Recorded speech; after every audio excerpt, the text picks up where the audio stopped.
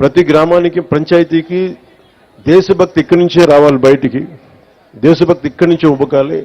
ఏం చేద్దామంటే ఆ చర్చలో ఒకటే వచ్చింది, ముందు మన జాతీయ జెండాకి గుండెల నిండుగా మనకి శాల్యూట్ కొట్టే పండగ ఇది, మన త్యాగాలను గుర్తుపెట్టుకునే పండుగ ఇది.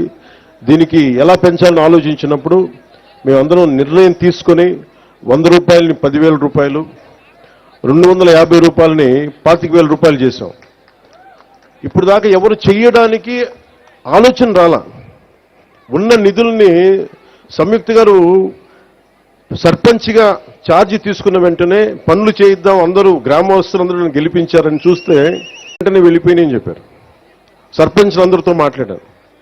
మేము రాజకీయాలకు అతీతంగా చేస్తాం అని చెప్పడానికి ఒకటే ఒక కారణం ఏంటంటే 13,326 పంచాయతీల్లో తెలుగుదేశం సర్పంచులు కానీ జనసేన సర్పంచులు కానీ అందరూ కలిపితే 3వ వంతు ఉంటే ఎక్కువ.